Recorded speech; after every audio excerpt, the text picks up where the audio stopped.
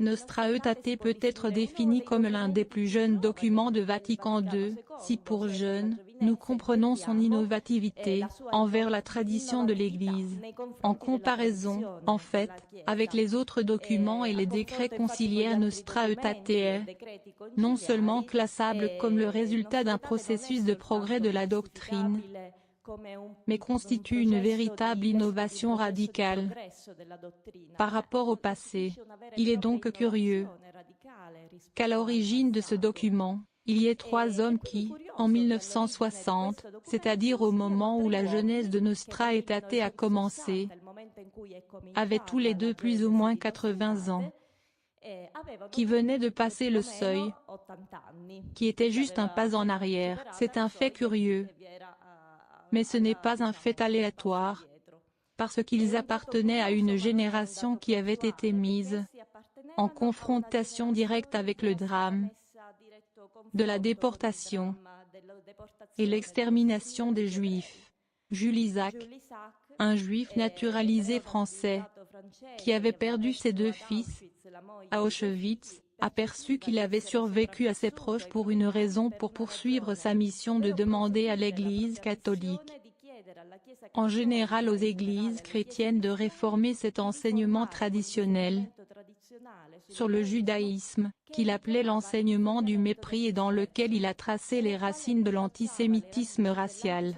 Son Jésus et Israël, publié en 1948, avait montré combien de responsabilité le christianisme avait dans la propagation de l'anti-judaïsme. Cependant, l'intention n'était pas polémique, mais il essayait d'entamer un dialogue. C'est pourquoi, en octobre 1949, Isaac s'était rendu à Castel Gandolfo pour rencontrer Pie XII, même si cette audition n'avait pas donné de résultat. La décision de Jean XXIII, à l'occasion de la Semaine sainte de 1959, de supprimer l'expression juif perfide dans la prière universelle du Jeudi saint, l'encouragea à demander une audition à ce pontife, afin de lui soumettre un mémorandum.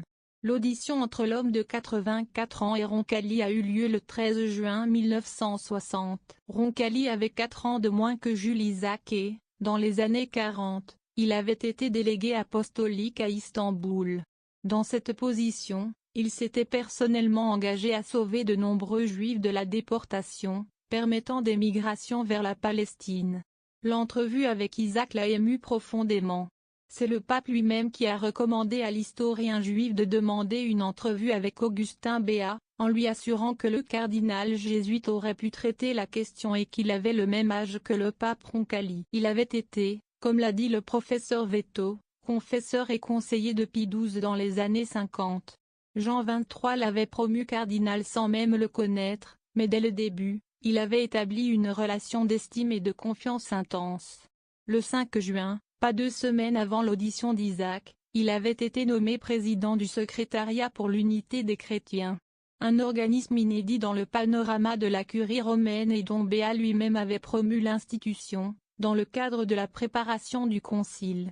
Le secrétariat deviendra un organisme de confiance du pape, un instrument presque parallèle à la machine de la préparation conciliaire, à partir de laquelle sont issues les contributions les plus décisives et novatrices du Concile Vatican. Quant aux compétences du secrétariat, la question juive n'était pas envisagée.